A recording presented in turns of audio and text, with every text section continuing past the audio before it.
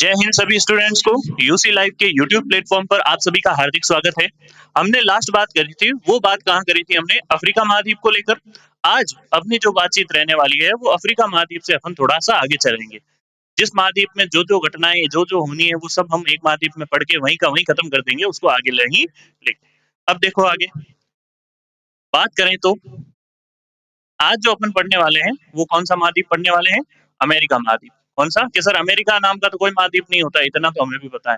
America नाम का नहीं होता है, लेकिन उत्तरी और दक्षिणी अमेरिका महाद्वीप तो है कि नहीं है? तो ये दोनों महाद्वीप आप लोगों ने ध्यान से पढ़े होंगे। चलिए, तो अपन यहाँ से शुरू करते हैं।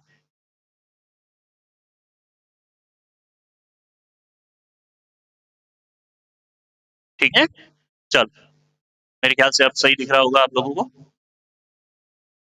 यहाँ देखिए, बात करें तो अमेरिका महाद्वीप का नामकरण जो है ये किसके नाम पर हुआ है? अमेरिगो वेस्पुसी के नाम पर। ये एक नाविक था, ठीक है, इसी के नाम पर क्या पड़ा है? अमेरिका का नाम।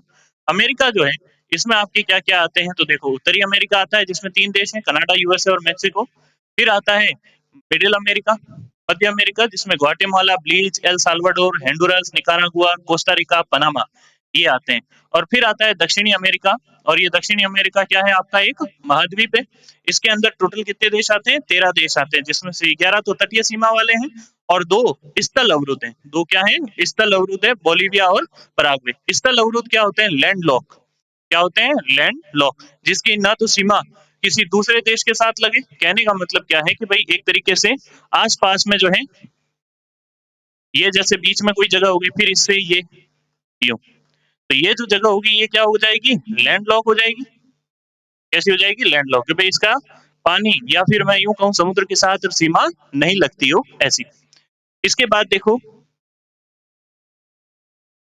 यहाँ तक की बात क्लियर हो जानी चाहिए। देखो, इसमें याद रहे नहीं रहे ज़्यादा घबराने की आवश्यकता नहीं है कि सर इतना कहाँ याद रहेगा कि कितने स्थल अवरुद्ध हैं, कितने नहीं हैं। सबसे ज़्यादा ज़रूरी एक तो ये है, उसके बाद में ये 2 देश दक्षिणी अमेरिका के, जो कि क्या है? स्थल अवरुद्ध या लैंडलॉक्ड है। इसके बाद में अपन बात करें तो अगली चीज़ आती है आप लोगों के लिए, वो आता है दक्षिणी अमेरिका महाद्वीप। कौन-सा महाद्वीप आता है? दक्षिणी अमेरिका महाद्वीप। और इस दक्षिणी अमेरिका महाद्वीप में मैंने कहा आपको कितने देश हैं? 13 देश हैं। कितने देश हैं? 13। जिसमें से इस महाद्वीप का जो सबसे बड़ा देश है, वो देश कौन-सा है? ब्राज़ील है। सबसे बड़ा देश कौन-सा है? ब्राज़ील। इस ब्राज़ील देश की सीमा जो है, हर एक देश से लगती है। इस ब्राज़ील देश की सीमा जो है, हर एक देश से लग रही है। देखो, ये ब्राज़ील की बॉर्डर हो जाएगी। अगर मैं इसकी बॉर्डर बनाऊँ तो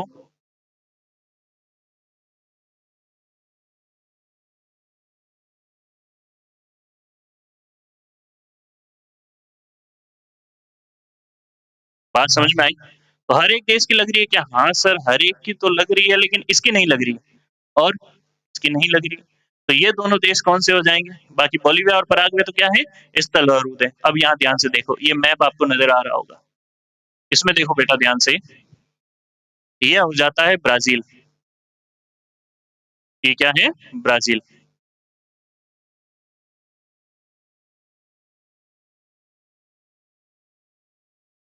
ठीक है? ये देश कौन-सा हो गया? ब्राज़ील। एक तो ये जो नज़र आ रहा है आपको, ये देश है चिली। ये कौन-सा है? चिली है। एक तो चिली, एक तो कौन-सा हो जाएगा? चिली। और दूसरे में ये आ जाता है इक्वाडोर। ठीक है? क्या आ जाता है? इक्वाडोर। आपको मेरे ख्याल से नज़र आ रहा होगा। एक बार मैं हाँ, शायद थोड़ा-थोड़ा। इन दोनों की सीमा जो है, ये देखो ब्राज़ील से नहीं लगती है, बाकी कोलंबिया की लग रही है, वेनेजुएला की लग रही है। इन सब की सीमा जो है बोलिविया की लग रही है, पराग्वे, अर्जेंटीना, उरुग्वे, इन सब की सीमा किससे लग रही है? ब्राज़ील से लग रही है। तो आपसे पूछ लें कि दक्षिणी अमेरिका महाद्वीप का सबसे बड़ा देश कौन-सा है? ब्राज़ील है। किसकी सीमा इससे नहीं लगती है? तो चिली और इक्वाडोर की सीमा। इसके बाद में देखो अगले पर बात करते हैं। अच्छा, उत्तरी अमेरिका जो महाद्वीप है, सॉरी, ये जो दक्षिणी अमेरिका महाद्वीप है, ये किसका हिस्सा है? दक्षिणी अमेरिका महाद्वीप मैंने आपको बताया था, ये आपका किस्सा किसका हिस्सा आता है? ये आता है गोंडवाना लैंड का हिस्सा। किसका आता है? गोंडवाना लैंड। गोंडवाना लैंड और अंगारा लैंड हमने पढ़े थे। ये किसका हिस्सा है? गोंडवाना लैंड का। अगर आपको पता हो तो ये चीज़ें जो हैं, ये छोटी-छोटी चीज़ें हमने पहले भी पढ़ी है। जैसे मैं बात करूँ तो छोटा सा रिकैप कर लेते हैं कि पृथ्वी पहले सारे सातों के सातों महाद्वीप एक ही जगह थे और इस भाग को संयुक्त रूप से कहते थे पेंजिया। क्या कहते थे? पेंजिया। और वहीं बात करें तो आसपास जो समुद्री स्तर था, आसपास जो समुद्र था, इसका नाम क्या था? पेंथालासा। क्या नाम था? पेंथालासा नाम था। पेंथालासा नाम था। फिर यही पेंजिया आगे जाकर 2 भागों में टूटता है। जब 2 भागों में ये टूटेगा तो ऊपर वाले हिस्से का नाम क्या हो जाएगा आपके? अंगारालैंड, अंगारालैंड। वहीं बात करें तो नीचे वाले हिस्से का नाम क्या हो जाएगा? गोंडवानालैंड। क्या नाम हो जाएगा? गोंडवानालैंड। ये 2 भागों में बटा था कि नहीं बटा था? तो उसी में गोंडवानालैंड का भाग कौन-सा आता है आपके? दक्षिणी अमेरिका महाद्वीप आता है। क्लियर है? इसके बाद देखो, बात करें इस महाद्वीप की प्रमुख नदियों की। इस महाद्वीप में कौन-कौन सी नदियाँ हैं? तो पहली आती है अमेज़न नदी। कौन सी नदी आती है? अमेज़न नदी या अमेज़न रिवर। अपवाह क्षेत्र के आधार पर विश्व की सबसे बड़ी नदी है। देखो, बात करें ये बड़ी है, लंबी नहीं है। अपवाह क्षेत्र के आधार पर it is the largest river in the world by rain of area. ठीक है? कि भाई ये अफ़वाही कितने क्षेत्रों से होती है, कितने बड़े क्षेत्र से होती है, उसके आधार पर। और अमेज़न बेसिन में विश्व के सबसे विस्तृत सदाबहार वन पाए जाते हैं, जिन्हें क्या कहते हैं? सेलवास वन कहते हैं। भाई एक नदी जहाँ से भी गुजरेगी, ठीक है? इसका जो उद्गम होता है पेरू से होता है। कहाँ से होता है?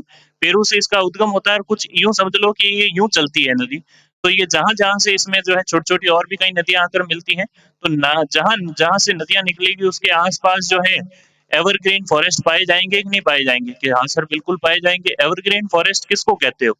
सदाबहार वन किसको कहते हो? जो हमेशा हरे-भरे रहते हैं उनको, या फिर आप उनको सदाबहार वन कहोगे जिनकी पत्तियाँ एक साथ झड़ती है और एक साथ आती हैं? या फिर ये दोनों ही इसका आंसर नहीं है? फटाफट जो है कमेंट करो और ये बताओ कि इसमें से आपका आंसर कौन-सा होगा?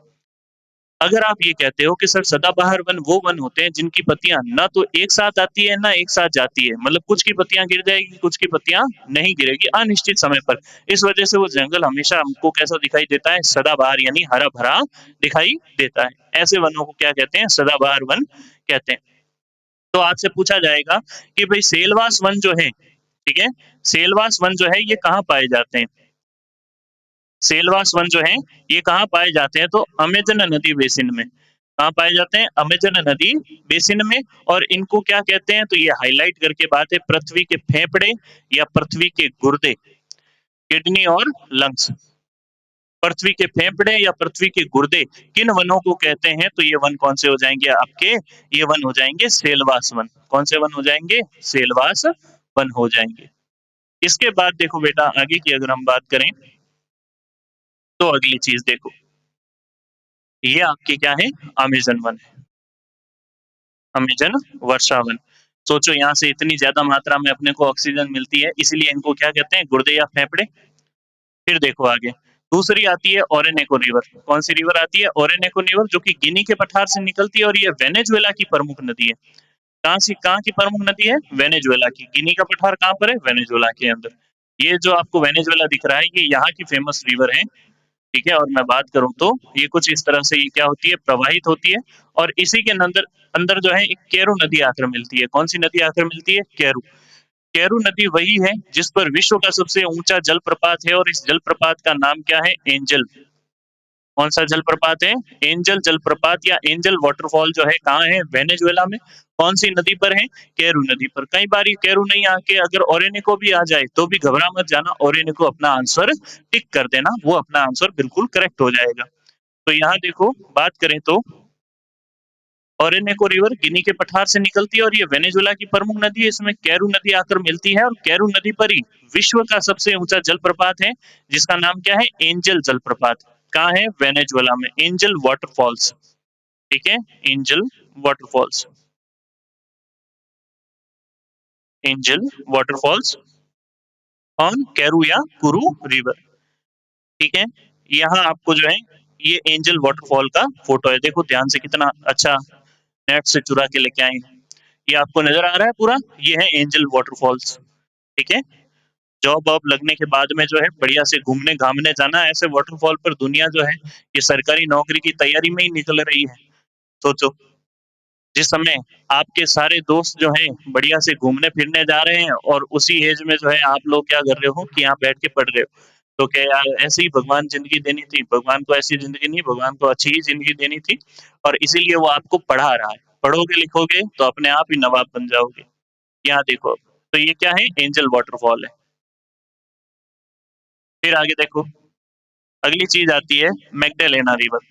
ठीक है, ये याद होने चाहिए बस, ये याद होने चाहिए। ये कोलंबिया की प्रसिद्ध नदी है। फिर आती है पराना नदी, ये ब्राज़ील के पठार से निकलती है और इसमें पराग्वे नदी आकर मिलती है। पराग्वे और उरुग्वे, ये दोनों नदियाँ किसमें मिलती है? पराना रिवर में मिलती है और तीनों त्रियाप क्षेत्र बनाती है जिसे लापलाट का मैदान कहते हैं। जिसे क्या कहते हैं? लापलाट का मैदान। दोआब का मतलब क्या होता है? जहाँ 2 नदियाँ मिलती है वो क्षेत्र क्या कहलाता है? दोआब। और उस जगह जहाँ मिल रही है उस जगह को क्या कहते हैं? आपके प्रयाग कहते हैं। क्या कहते हैं? प्रयाग। चलो जब भारत का अपन भूगोल पढ़ेंगे उसके दौरान बहुत अच्छे से वो भी कवर करेंगे। तो देखो, ये तीनों नदियाँ जहाँ आकर मिलती है इस क्षेत्र को क्या कहते हैं? लापलाट का मैदान। कौन-कौन सी नदियाँ हैं? पराना, पराग्वे और उरुग्वे। ठीक है? तीनों की तीनों। फिर देखो बात करें तो प्रमुख झीलें। तो इस महाद्वीप की प्रमुख झील कौन-सी है? टीटीकाका झील। कौन-सी झील है? टीटीकाका झील। 2 देशों की सीमा पर है, कौन से? पेरू और बोलीविया। पेरू और बोलीविया की ये क्या है? सीमा पर है और विश्व की ये क्या है? सबसे ऊँची नौकागम्य झील है। विश्व की सबसे ऊँची क्या है? नौकागम्य झील है। बोलीविया के पठार पर है और बोलीविया का पठार ही सबसे ऊँचा है। ठीक है? बोलीविया का पठार जो है ये दक्षिणी अमेरिका में ऊँचा पठार है और इसी बोलीविया के पठार पर इसकी राजधानी है लापाज। अब इस पर ये पठार ऊँचा, इसी पर बोलीविया, यहीं पर बोलीविया की क्या होगी? कैपिटल। तो विश्व की सबसे ऊँची कैपिटल जो है, ऊँचाई पर स्थित कैपिटल है वो किसकी हो जाएगी? बोलीविया की हो जाएगी, जो कि कौन-सी है? ला पाज़ हो जाएगी। क्रेटर लेक है यानी जो ज्वालामुखी के कारण ज्वालामुखी जब फटता है और उसके कारण जो गड्ढे-वड्ढे बनते हैं, उसके दौरान जो निर्मित झीलें होती हैं उसको क्रेटर लेक कहते हैं। ठीक है? ये देखो कितना अच्छा फ़ोटो फिर नेट से लेकर आए हैं। ये क्या है? ये है लेक टिटिकाका, टिटिकाका झील। टिटिकाका झील देख के ऐसा तो दिमाग में नहीं आ रहा होगा ना किसी के कि सर सबसे ऊँची नौकागम्य है, मतलब हम यहाँ पर खड़े हैं, ये हम खड़े हो गए, ठीक है? और इस तरफ तो मुँह नहीं होना चाहिए। चलो झील ही को देख रहे हो, ऐसे मान लो ये ऊँचाई पर एक पहाड़ हो गया और इस पहाड़ पर यहाँ पर झील है, बस ऐसा नहीं है। धीरे-धीरे हम सी लेवल से ऊँचाई नापते हैं, कहाँ से नापते हैं? सी लेवल से कि भई कोई चीज़ सी लेवल से कितना ऊपर या कितना नीचे है। फिर देखो बात करते हैं मेजर प्लेट्यू प्रमुख पठारों की। तो पहले आता है गिनी का पठार जो कि फ्रेंच गुयाना में है, सूरीनाम और गुयाना। फिर आता है ब्राजील का पठार, दक्षिणी अमेरिका का सबसे बड़ा पठार। और बोलीविया का पठार दक्षिणी अमेरिका का सबसे ऊंचा पठार है। ये क्या है? सबसे ऊंचा पठार कि भाई दक्षिणी अमेरिका का सबसे ऊंचा पठार कौन सा है? बोलीविया का। कि सर ये तो दक्षिणी अमेरिका का है। पूरे विश्व का सबसे ऊंचा पठार कौन सा है? तो पूरे विश्व का सबसे ऊंचा पठार जो है, विश्व का ऊंचा पठार, ये मेरे ख्याल से आप सभी को पता होगा। और ये कौन-सा पठार हो जाएगा? पामीर का पठार हो जाएगा। कौन-सा पठार हो जाएगा? पामीर का। विश्व का सबसे ऊँचा पठार, पामीर का पठार। वहीं बात करें बोलीविया, दक्षिणी अमेरिका का सबसे ऊँचा पठार है और बोलीविया की राजधानी लापाज दुनिया की सबसे ऊँची राजधानी है और इक्वाडोर की राजधानी क्वेटो विश्व की दूसरी ऊँची राजधानी है। विश्व की दूसरी ऊँची कौन-सी हो जाएगी? इक्वाडोर की राजधानी क्वेटो। यहाँ तक में किसी को कोई दिक्कत नहीं होनी चाहिए। चलिए, अब इससे थोड़ा आगे चलते हैं। अगला आता है इसमें प्रमुख मरुस्थल। देखो मैं आपको किस हिसाब से करवा रहा हूँ, मैं करवा रहा हूँ आपको किसी भी महाद्वीप में नदी, किसी भी महाद्वीप की झील, किसी भी महाद्वीप में आने वाले घास मैदान, हर हर महाद्वीप के पठार, हर महाद्वीप की नदियाँ, नदियाँ तो हो गई, पर्वत श्रृंखला, पर्वत श्रृंखला। और फिर बात करें तो और भी उसके बारे में कोई जानने लायक बात है तो वैसे तो अपन इस फॉर्मेट में चल रहे हैं ताकि अपन ज्यादा से ज्यादा सवालों को कम समय में अटेंड कर सकें। कि सर सभी नदियों का उद्गम बताओ ना, हमें तो याद करना है, हमें तो देखना है कि आपको कितना याद है। मुझे याद होने से ज्यादा आपके फर्क नहीं पड़ेगा, मैं मेरी जिंदगी में उससे फर्क पड़ेगा, आपके नहीं। आप कोशिश करो, विश्व की कुछ एक नदियों का ही उद्गम पूछा जाता है, बाकी हर एक के उद्गम से अपने को कोई लेना देना नहीं, बस ये पता होना चाहिए कि वो किस जगह है। आप आइडिया खुद ही लगा लोगे, वो ऑप्शन ही ऐसे ही देता है। फिर देखो ये ज़रूरी है, अटाकामा डेज़र्ट, अटाकामा मरुस्थल ये कहाँ है? चिली में स्थित है।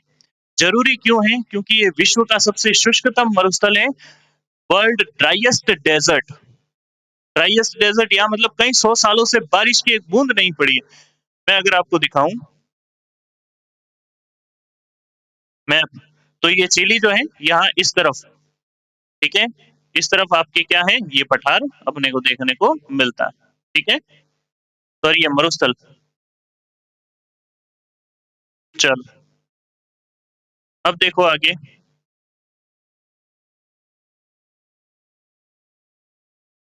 ठीक है, अकीरा विश्व का सबसे शुष्क स्थान है। अकीरा या इकिक विश्व का सबसे क्या है, शुष्क स्थान। विश्व का सबसे शुष्क मरुस्थल कौन सा हो जाएगा, अटाकामा मरुस्थल हो जाएगा। फिर आता है पेंटागोनिया मरुस्थल, ये कहाँ आता है, अर्जेंटीना में। पेंटागोनिया मरुस्थल कहाँ है, अर्जेंटीना में।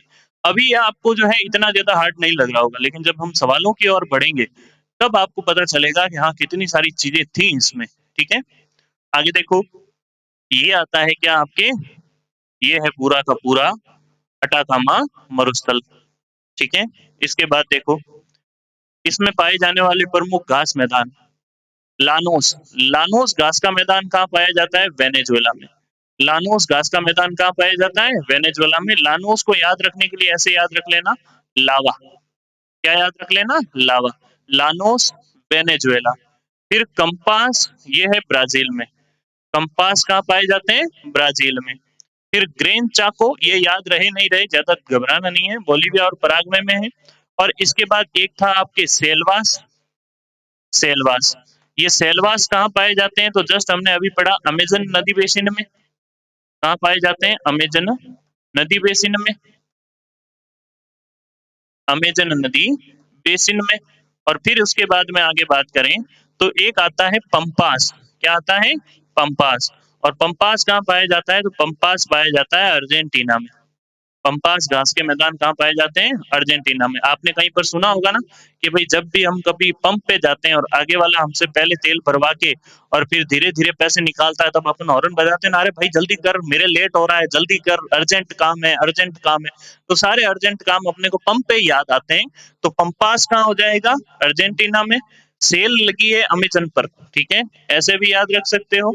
और लावा से यह याद हो जाएगा, लानोस कहाँ है, वेनेजुएला के अंदर, ठीक है। फिर फेजेंडा क्या है, कॉफी के विस्तृत भंडार क्षेत्र ब्राजील के, ये क्या कहलाते हैं, फेजेंडा। जहां भी कॉफी उगाई जाती है वो जगह क्या है, फेजेंडा है। और विश्व में सबसे ज्यादा ब्राजील के सेंटोस बंदरगाह, ब्राजील में एक सेंटोस बंदरगाह है, वहां से सबसे ज्यादा क्या है, कॉफी का निर्यात किया जाता है विश्व में। और वही बात करें तो भारत का कौन सा, न्यू मंगलोर कहाँ है, कर्नाटक में। भारत का कॉफी बंदरगाह है। विश्व का कॉफी बंदरगाह किसको कहते हैं, सेंटोस बंदरगाह को। और भारत का कॉफी बंदरगाह किसको कहते हैं, न्यू मंगलोर बंदरगाह को। पंपास मैंने आपको बता दिया अर्जेंटीना में पाए जाते हैं, बाकी ये फेजेंडा है, पंपास है। The port of Santos is called the coffee port in the of the world. Note में क्या है कि new Mangalore port Karnataka is called the coffee port of India. Clear हो गई बात। इस बार मैंने जो है ये सारी चीजें आप ही लोगों के लिए अलग अलग कर दी हैं। पिछली बार इंग्लिश हिंदी दोनों साथ में था, इस बार मैंने अलग अलग कर दिया है। तो अब आप अपनी ओर से पूरी कोशिश करना कि ये सारी की सारी चीजें आपको याद हो जाए। बात समझ में आई।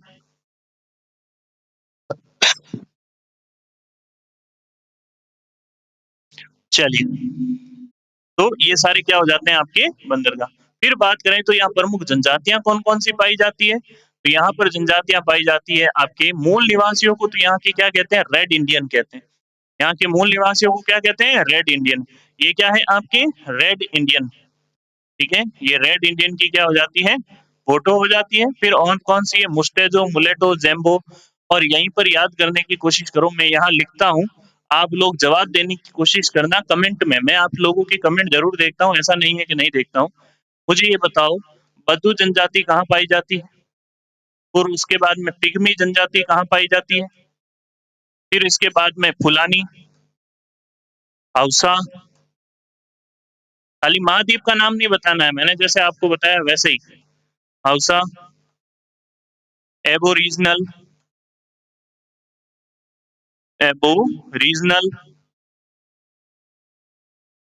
ठीक है। ये आपको कमेंट में बताना है कि ये जनजातियां आपके कहाँ पर पाई जाती है। चलिए, तो आज की क्लास को यहीं तक रखते हैं। आशा और उम्मीद रहेगी कि ये क्लास आपको अच्छी लगी हो। मिलते हैं आपसे नेक्स्ट क्लास में, तब तक के लिए जय हिंद सभी को।